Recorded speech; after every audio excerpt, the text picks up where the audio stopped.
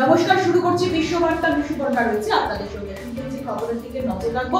দক্ষিণ ইসরায়েলে রকেট হামলা চালালো ইয়েমেন। শক্তিশালী সুপারসনিক রকেট হামলা চালালো এই প্রথম। জেরুজালেম আর দক্ষিণ ইসরায়েলে ব্যাপক ক্ষয়ক্ষতি হয়েছে, বহু মানুষের মৃত্যু হয়েছে। ইসরায়েলের আয়রন ডোম ভেদ করে সুপারসনিক রকেট হামলা চালায় নির্দিষ্ট লক্ষ্যে। ইসরায়েলের উপর এত বড় হামলা এই প্রথম। এমন ভাবে সাইরেন বাজতে শুরু করে যে আতঙ্কিত হয়ে পড়েন ইসরায়েলের মানুষ। বহু ইসরায়েলি সেনার মৃত্যু হয়েছে, উড়িয়ে দেওয়া হয়েছে ইসরায়েলের গুরুত্বপূর্ণ বিমান ঘাঁটি।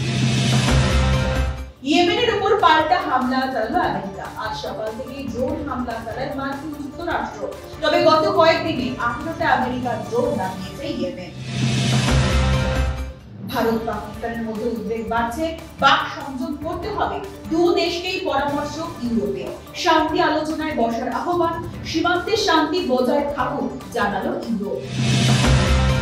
জার্মানির এএফডি পার্টিকে সন্ত্রাসবাদীদের সঙ্গে তুলনা করল সে দেশের গোয়েন্দা সংস্থা। রাজনৈতিক ক্রিয়াকলাপ বন্ধ করা হোক এএফডি প্রস্তাব পাঠানো হলো জার্মানি চ্যান্সেলরের কাছে। এএফডি পার্টি এখন জার্মানির দ্বিতীয় সংখ্যাগরিষ্ঠ দল। জার্মান ছাড়া আর অন্য কোনো দেশের মানুষ থাকতে পারবে না জার্মানিতে।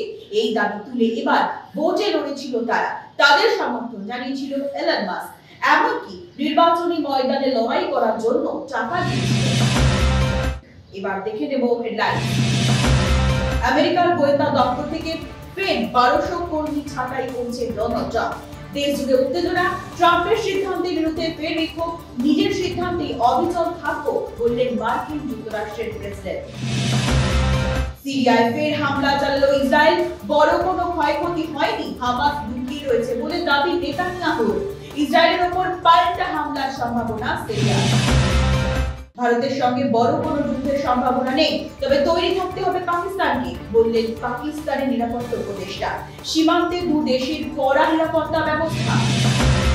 পহেলগাঁয়ে জঙ্গি হামলার পর আতঙ্কে রয়েছেন কাশ্মীরের মানুষ। পর্যটক যাচ্ছেন না কাশ্মীরে, জেলে বন্দী দুই জঙ্গি। কাশ্মীরে হামলায় জড়িয়ে তারা। 2019 সালে সার্জিক্যাল স্ট্রাইক কোথায় হয়েছিল প্রশ্ন তুললেন কংগ্রেস নেতা ও সাংসদ চরণ সিং চন্নি।